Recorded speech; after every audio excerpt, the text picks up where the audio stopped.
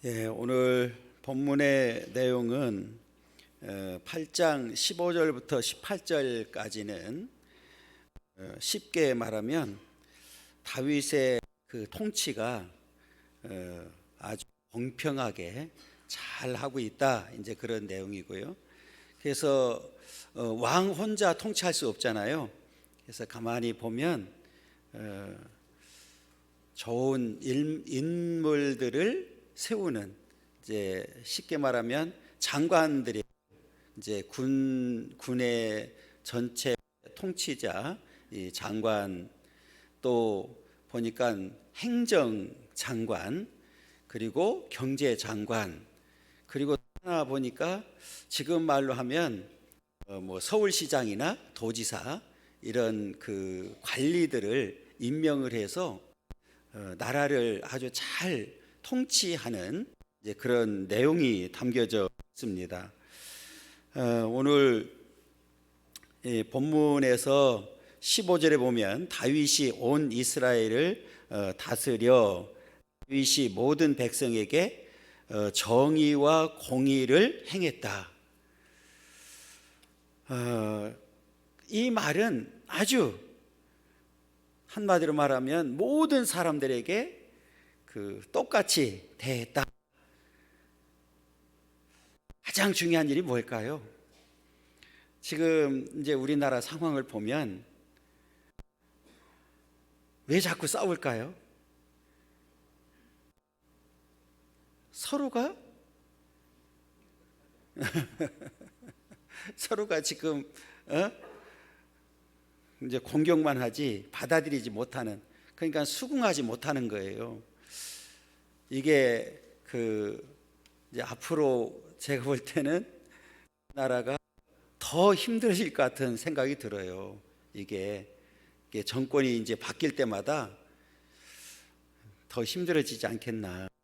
그래서 다윗과 같은 대통령이 한번 나와야 돼요.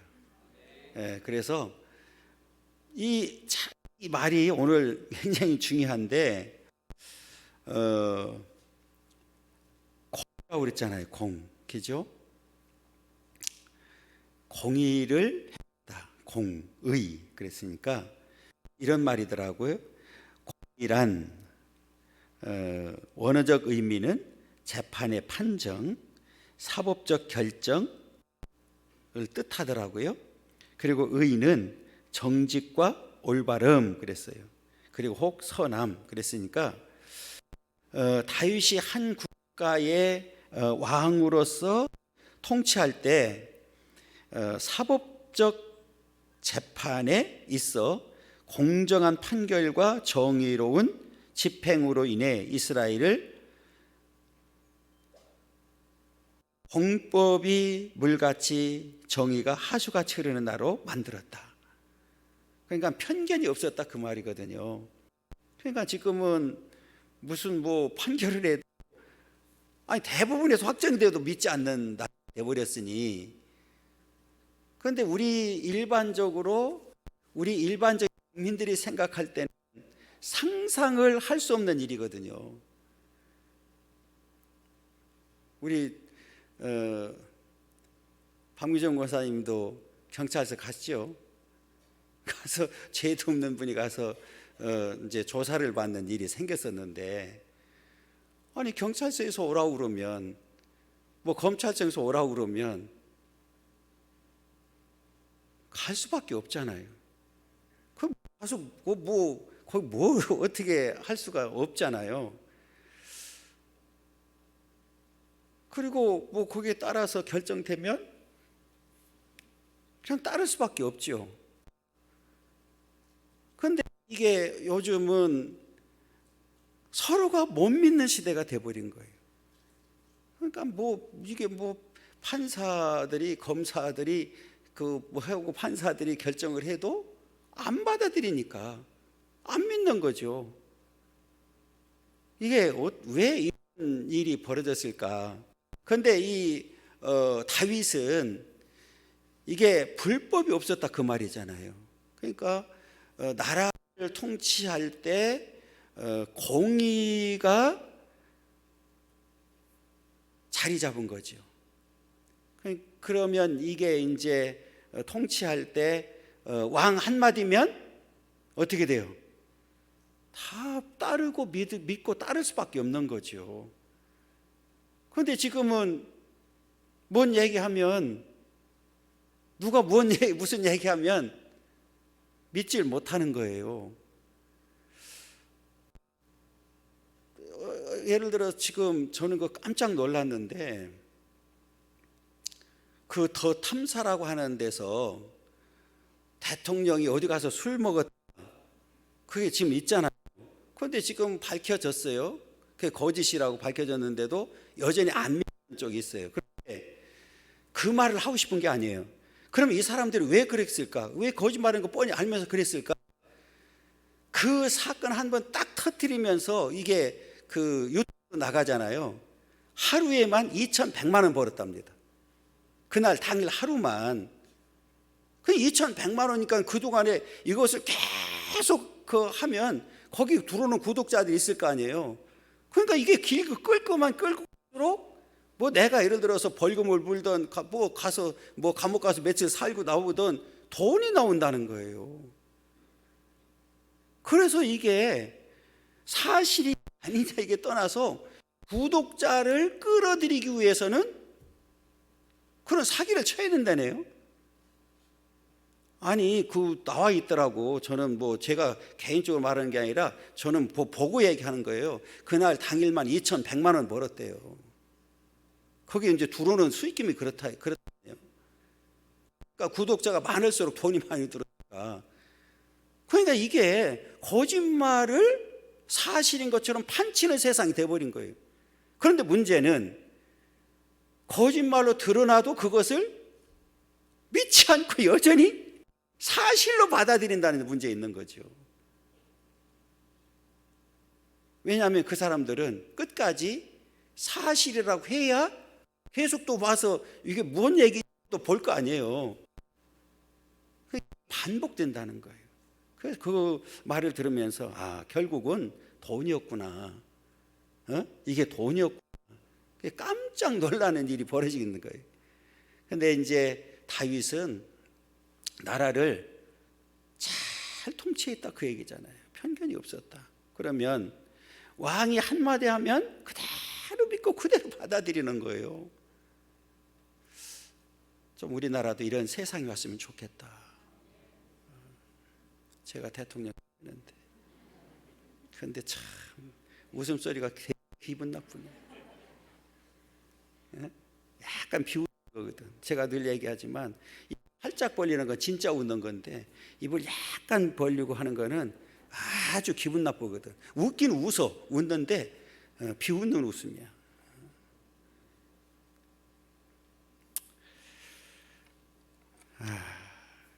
그래서 오늘 이 본문에 보니까 다윗이 왜 훌륭한지를 보여주거든요. 그래서 이 공의를 행했다. 그러면서 그 뒤에 보세요. 수레의 아들 요압은 군사령관이다. 이 군사령관은 지금 이야기하면 국방부 장관이에요. 그 다음에 아일롯의 아들 요압은 사관이 되었다. 이거는 오늘날로 이름을 옛날에 내무부 했잖아요. 요즘 뭐예요? 행안부 장관 정도 되는 이게 그렇고요. 그 뒤에 아이룹의 아들 사도와 아비아들의 아들 아히멜렉은 제사장이 되고 스레아는 서기관이 되고 여기는 이제 무슨 장관이라고 하면 되나? 뭐 경제장관 이런 하여튼 이제 이 인물들을 잘 세워서 나라를 통치해 나가는 거예요. 그러니까 관료들을 임명하는 거예요. 관료들을 임명해서 함께 이제 나라를 만들어가는 모습을 보게 되고요. 그 다음에 요아다의 아들 브네야는 그렛 사람과 블렛 사람을 관할하고 다윗의 아들들은 대신들이 되니라. 그래서 곳곳에 이제 혼자 통치할 수 없으니까 좋은 인물들을 세워서 나라를 함께 통치해 나가는 그런 역사를 이제 보게 되고요. 그 부분은 이렇게 다윗이 얼마나 이제 나라를 공의롭게 통치했는지를 우리에게 보여주고 있고요. 이제 9장 1절부터 13절은 다윗이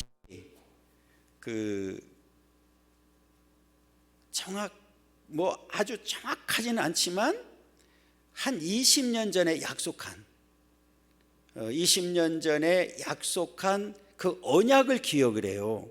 우리가 잘 아는 대로 다윗은 누가 언약을 했죠? 요나단이잖아요. 그 요나단이 나중에 네가 분명히 왕이 된다. 사실은 사울의 아들이니까 요나단이 왕을 물려받는 게 맞잖아요. 그런데 다윗 요나단의 입에서 먼저 이야기하는 게 뭐냐면 네가 왕이 된다. 그러면 그때 왕이 되면 우리 집을 좀 보살펴 달라. 이렇게 얘기를 했거든요. 그 약속을 했어요. 그리고 이제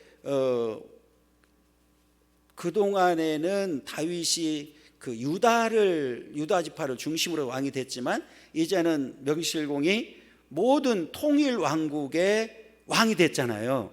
그리고 이제 통치를 해 나가는데 지금 앞에 얘기했던 대로 이제 공의를 행하고 이제 관료들을 세워서 나라를 통치해 나가는데 나라가 이제 편안해지는 거예요.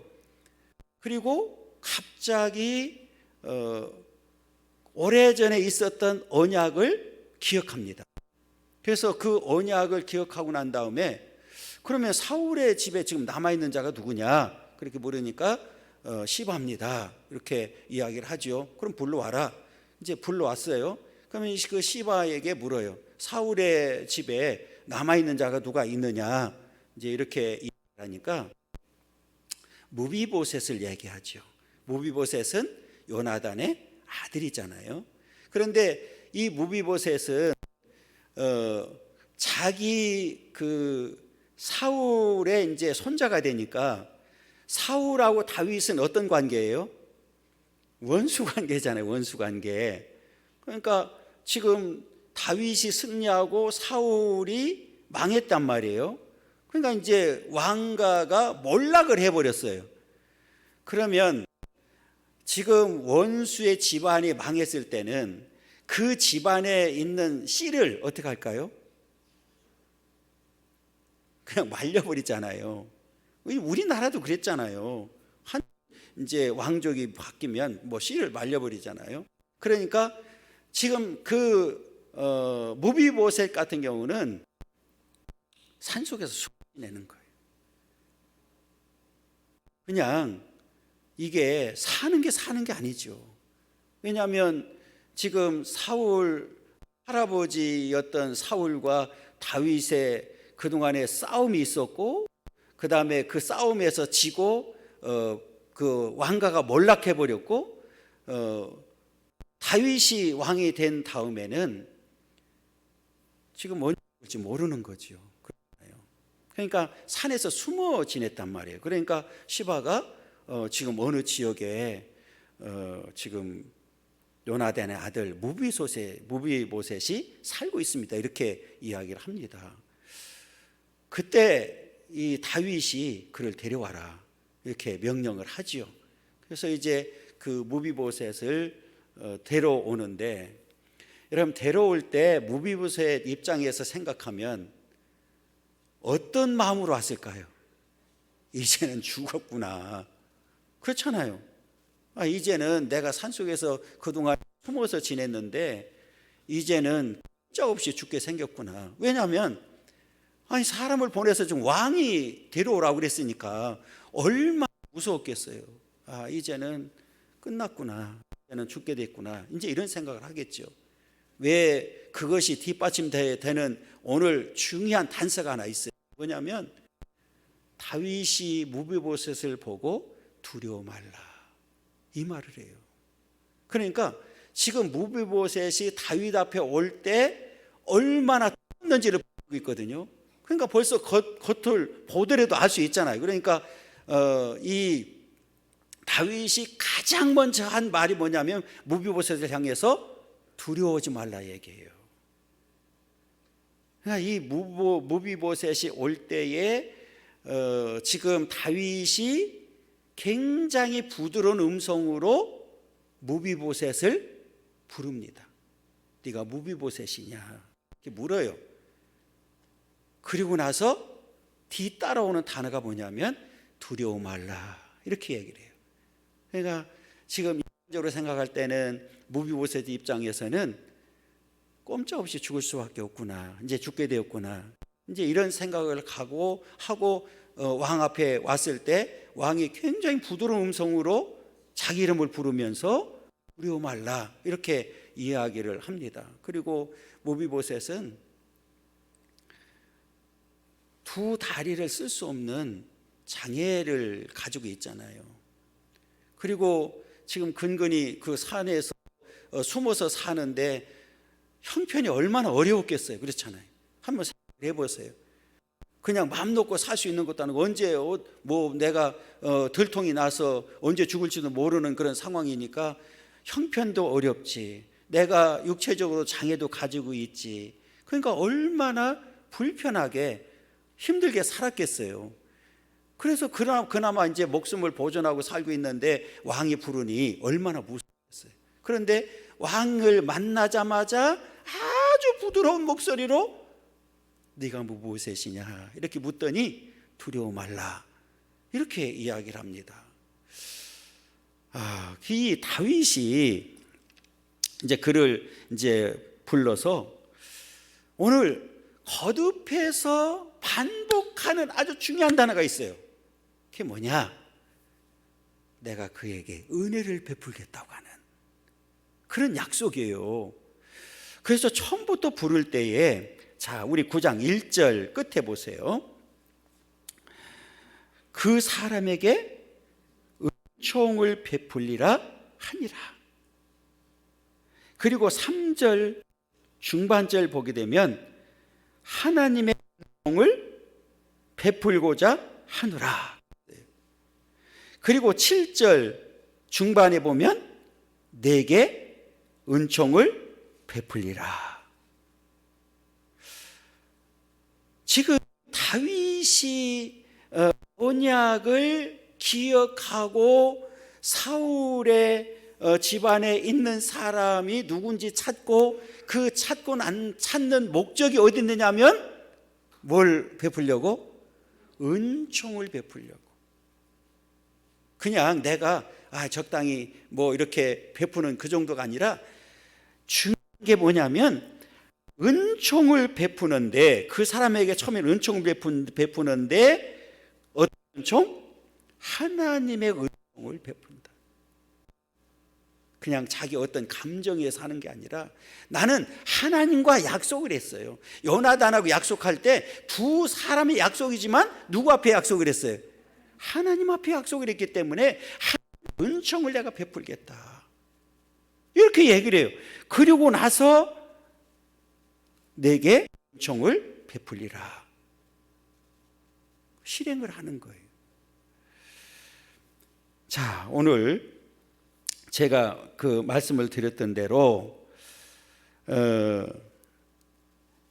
5절에 보면 다윗 왕이 사람을 보낸 로드발 암멜의 아들 미갈의 집에서 마길의 집에서 그를 데려오니 사울의 손자 요나단의 아들 무비보셋의 다윗에게 나와 그 앞에 엎드려 절하매 다윗이 이르되 무비보셋이여 그가 이르기를 보소서 당신의 종입니다.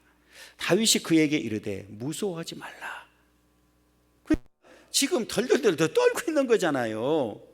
무서워하지 말라. 내가 반드시 내 아버지 요나단으로 말미암아, 이 얘기는 요나단으로 말미암아, 이 얘기는 뭐예요? 이미 언약을 맺은 것을 나는 기억했고 그것을 실행한다, 이제 이 말이거든요. 여러분, 우리 사람의 약점 하나가 뭐가 있냐면 앞뒤가 다르다는 말을 하잖아요.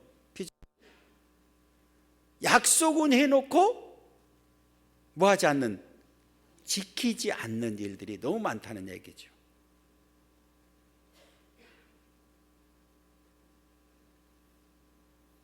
여기 정치하는 사람이 없으니까 그렇지만 특히 누가 많이 그러죠.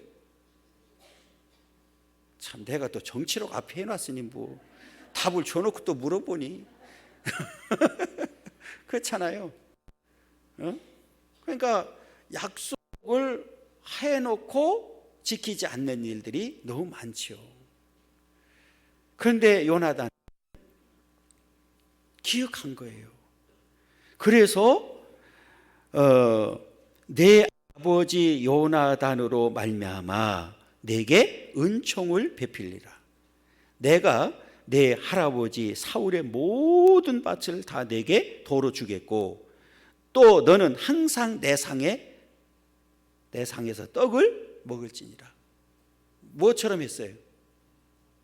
왕자처럼. 같은 왕하고 같은 상에서 먹는다는 것은 상상을 초월하는 거예요. 지금 무비보셋 입장에서 보면 나 이거 죽을 줄 알았는데 오히려 지금 큰 은혜를 베풀어 주는, 깜짝 놀라는, 그리고 지금 사울이 가지고 있던 뭐까지, 까지 다 주어버리는. 그런데 지금 다리를 못 쓰는 사람이기 때문에 토지 주면 물론 가서 뭐 사람을 부리면 되지만 사람을, 그 종들에게 명령을 합니다. 주인을 잘 보살펴라. 그러니까 이 다윗이 얼마나 섬세하게 지금 은혜를 베풀고 있는지를 보여주고 있는데, 그 뒤에 보면 이제 8절, 그가 절하에 이르되 이 종이 무엇이기에 왕께서 죽은 개 같은 나를 돌아보시나이까 하니라. 그 당시에 죽은 개가 아니라 살아있는 개도 부정하다고 생각했고요. 마치 이방인들을 취급할 때 개 취급을 했거든요. 그러니까 아주 비천한 사람들을 표현할 때 개로 표현했단 말이에요. 그러니까 오늘 무비보셋은 죽은 개만도 못한 나에게 이런 은혜를 베푸신, 이런 얘기예요. 그럼 반대로 얘기하면, 반대는 뭐냐면 다윗을 아주 극진히 높이는 거예요. 그런데 오래전에 다윗도 사울 앞에서 똑같은 말을 했어요. 나 같은 개 같은 존재를, 이렇게 얘기를 해요. 그러니까 지금 무비보셋이 다윗 앞에 절하면서 뭐 같은 존재? 죽은 개 같은 나를 돌아보십니까? 여러분, 이 말을 통해서 우리가 좀 생각해야 될 부분이 있는데, 저와 여러분들도 사실은 하나님 앞에서는 죽은 개 같은 존재였어요. 아주 비참한 존재. 더 적나라하게 얘기하면 허물과제로 죽었던 자들입니다. 하나님께서 우리에게 은혜를 베풀어 주셨단 말이에요. 오늘 무비보셋이 다윗이 무비보셋에게 은혜를 베풀었던 사실처럼 우리도 은혜를 입었는데, 그냥 은혜가 아니라 큰 은혜를 입었단 말이에요. 개 같은 나를 살리기 위해서 독생자를 내어주시고, 그 예수님이 십자가에 못 박혀 죽으심으로 인해서 여러분 이제는 살았잖아요. 하나님의 자녀가 됐잖아요. 오늘 이걸 말해주는 거예요. 당시에 지금 무비보셋만 개 같은 존재가 아니라 오늘 저와 여러분들도 그랬단 말이에요. 그런데 지금은 가장 큰 은혜와 사랑을 입은 자들이 되었어요. 그런 축복을 누리며 살도록 만들어 주셨습니다. 그러면서 이제 뒤에 그 9절부터는 왕이 사울의 시종 불러 이르되 사울과 그의 온 집에 속한 것은 내가 다 주인의 아들에게 주었노니 너와 내 아들들과 내 종들은 그를 위하여 땅을 갈고 거두어 내 주인의 아들에게 양식을 대주어 먹게 하라. 그러나 내 주인의 아들 무비보셋은 항상 내 상에서 떡을 먹으리라 하니라. 시바는 아들이 15명이요 종이 20명이라. 시바가 왕께 아뢰되 내 주 왕께서 모든 일을 종에게 명령하신 대로 종이 준행하겠나이다 하니라. 무비보셋은 중 하나처럼 왕의 상에서 먹으니라. 이런 은혜가 어디 있어요 세상에. 응? 아니 지금 대통령하고 식사 한번 하고 싶어가지고 난리잖아. 그런데 국회의원 지금 못하고 있는 거예요. 그 같은 당의 국회의원들도 누구는 부르고 누구는 안 부르고 뭐 이런다고. 명절 때 대통령이 직접 음식 만들었다는데 나도 먹고 싶은데 왜 안 불러? 음식을 참 잘한다는데. 그런데 그거 한번 아니 대통령하고 식사 한번, 그것도 뭐 단둘이 아니고 뭐 여럿이 먹을 거 아니에요. 뭐 단둘이 먹는 경우가 뭐 얼마나 되겠어요. 독대하는 경우가. 그렇잖아요. 그런데 이게 이 무비보셋은 아니 어떻게 먹는다고요? 어떻게 먹는다고 그랬어? 무비보셋은 왕자 중 하나처럼 왕의 상에서 먹는다고 그랬잖아. 그런데 그냥 먹어? 먹는다고 그랬어요? 내 성경만 내 아들 무비보셋은 항상 내 성에서 떡을 먹고 다른 성경이 없는가 봐요. 내 성경, 지금 가지고 있는 성경은 내 주인의 아들 무비보셋은 항상 내 성에서 떡을 먹는데, 세상에 왕하고 항상 그 성에서 같이 먹는데, 야, 나도 그러고 싶네. 어?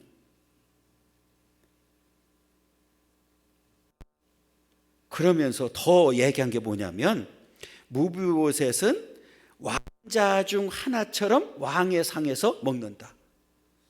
그러니까 다른 아들하고 똑같이 취급했다 그 얘기잖아요. 너는 지금 요나단하고 둘이 약했고, 우리 워낙 친했던 친구고, 더군다나 요나단 같은 경우는 다윗의 목숨을 살려줬잖아요.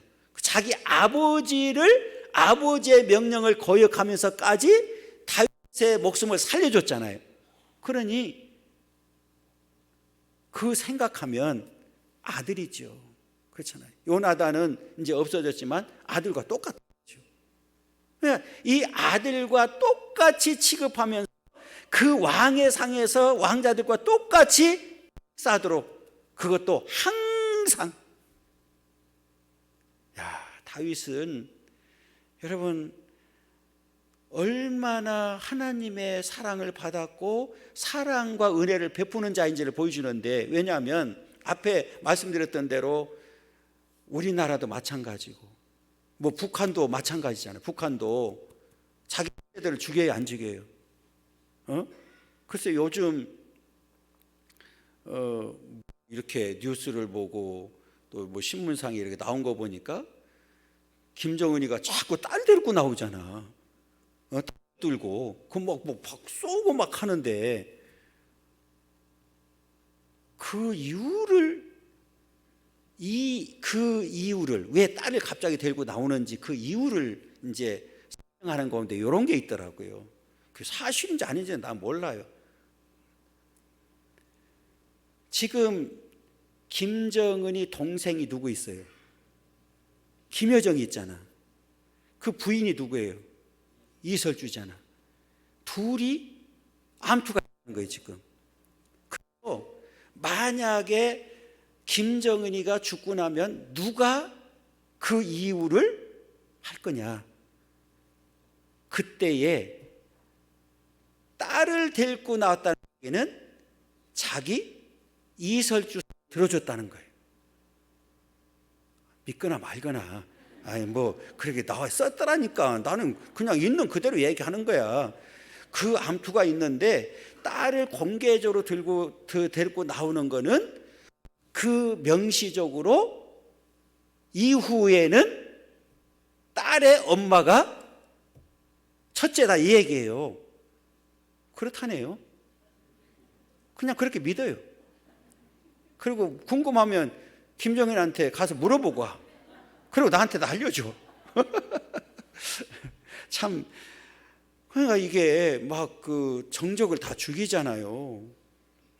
그러니까 그런데 원수의 손자를 살려줬다?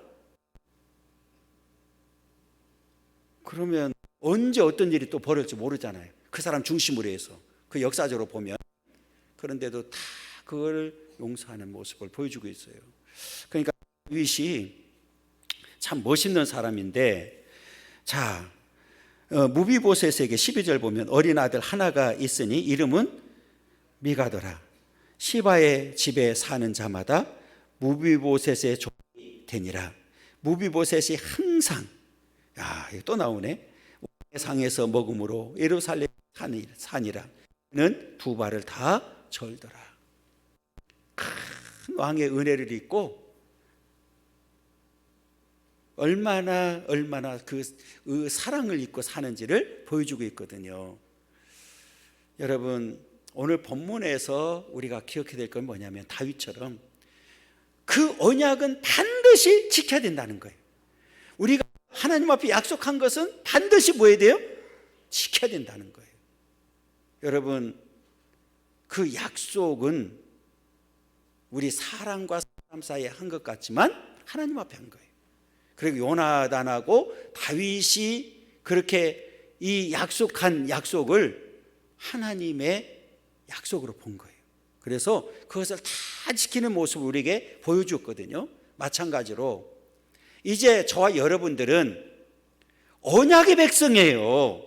하나님과 언약을 맺은 언약의 백성이기 때문에 하나님의 명령에 절대 순종하는 자들이 되어야 됩니다.